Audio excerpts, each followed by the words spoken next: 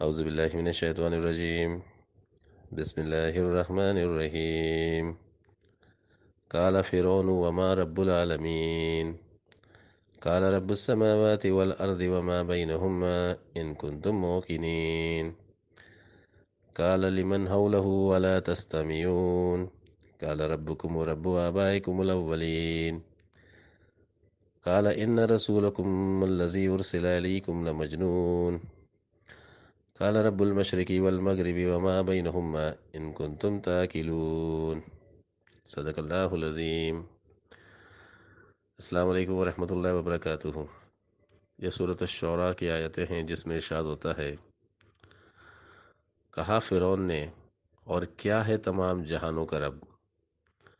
کہا موسیٰ نے، زمین اور آسمانوں کا رب اور اس کا جو ان دونوں کے درمیان ہے، اگر تم لوگ یقین رکھنے والے ہو۔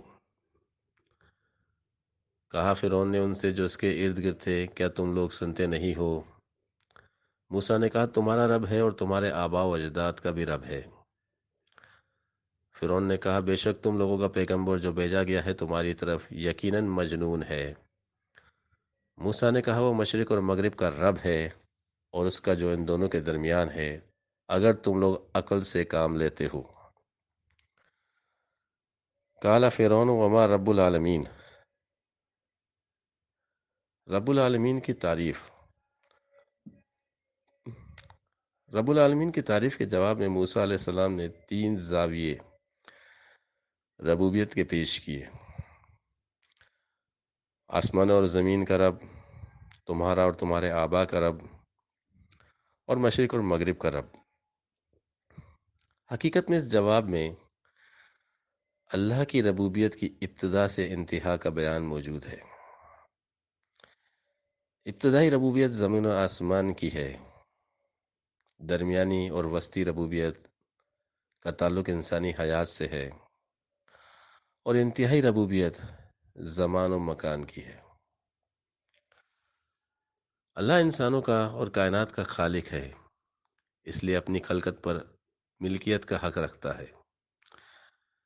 اس لیے اپنی ملکیت کو اپنی مرضی کے مطابق چلانے کے لیے وہ رب بنا،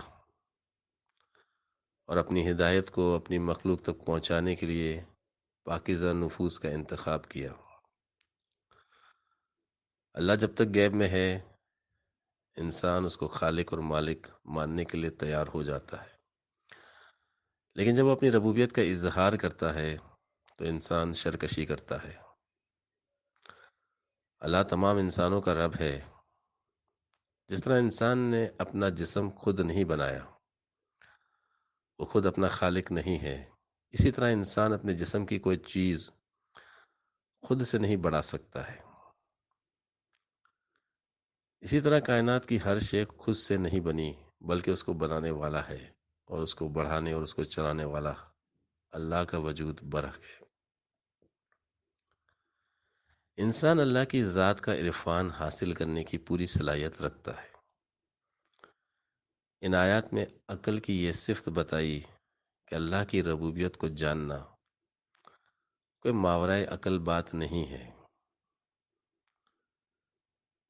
انسان کا دماغ ایک مشین کی طرح ہے، جس کو چلانے والے کے لیے 2 آپریٹر ہیں، ایک نفس ہے اور دوسرا قلب ہے۔ اور عقل وہ قوت ہے، وہ پاور ہے جو دماغ کو چلاتی ہے۔ اگر دماغ آپ کے نفس کے تابع ہو گیا تو اللہ کا عرفان حاصل نہیں کر پاتا، لیکن یہی دماغ جب قلب کے تابع ہو تو انسان معراج کے نئے نئے دریچے کھولتا ہے، جو بتدریج انسانوں کو ارتقائی روحانی فیض دے کر اعلیٰ سے اعلیٰ مقامات تک پہنچاتا ہے۔ اللہ کی ذات غیب میں رہنے کی وجہ سے کفر زور پکڑتا ہے، برائی اور بے دینی عام ہو جاتی ہے، دنیا کے فرعون اپنے آپ کو غنی سمجھ کر طاغی بن جاتے ہیں۔ اس صورت میں اللہ یحذرکم اللہ النفس، یعنی اللہ تم کو اپنے نفس سے ڈراتا ہے، یعنی اللہ والے میں جسم اختیار کر کے ذات سے آ کر ڈراتا ہے، تاکہ انسان اس کے نشانات کو دیکھ کر اللہ کے شکر گزار بندے بن جائیں۔ جس طرح رات کے بعد دن کا آنا ضروری ہے، اسی طرح بے دینی کے بعد دین کو قائم کرنے والے وجودوں کا آنا امر لازم ہے۔ جب کسی باغ کو موذی جانور تباہ کرنے لگ جائیں تو باغ کا مالک خود اپنے پورے ساز و سامان کے ساتھ ان کا مقابلہ کر کے اپنے باغ کی حفاظت کرتا ہے۔ اسی طرح اللہ اپنے بندوں کو جنہیں طاغی موذی درندے تباہ کر رہے ہیں ان کو بچانے کے لیے پورے ہتھیاروں سے لیس ہو کر ان کا مقابلہ کر کے اپنی ربوبیت کا، اپنے رب ہونے کا اظہار کرتا ہے۔ یہ رب العالمین کی تفسیر ہے۔ کمزوری کی حالت میں اللہ اپنے بندوں کو اٹھاتا ہے، اس لیے دنیا کے فرعون ان کو مجنون تصور کرتے ہیں۔ اللہ ملکوت کا مالک ہے، اس کا کلام دنیا داروں کے لیے حیرت کا باعث ہوتا ہے۔ اس لیے جب اللہ والے کلام کرتے ہیں تو دنیا والے ان کا مذاق اڑاتے ہیں، ان کو مجنون کہتے ہیں۔ فرعون کی طاقت کے مقابلے میں بظاہر موسیٰ علیہ السلام کمزور حالت میں کھڑے ہوئے، یہ حیرت کا باعث تھا،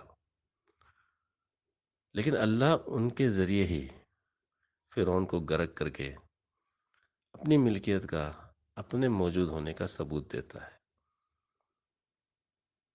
یہ غیب و شہادت ہے۔ غیب و شہادت میں متجلی ہو کر حق کو غالب کرانا اور باطل کو نابود کرنا، یہ رب العالمین کی سنت ہے۔ فقر جنگا میں بے ساز و یراق آتا ہے، ضرب کاری ہے اگر سینے میں ہے قلب سلیم، اس کی بڑھتی ہوئی بے باکی اور بے تابی سے تازہ ارہد میں ہے قصہ فرعون و کلیم۔ اب تیرا دور بھی آنے کو ہے فقر غیور، کھا گئی روح فرنگی کو ہوائے زر و سیم۔ وآخر دعوانا الحمدللہ رب العالمین۔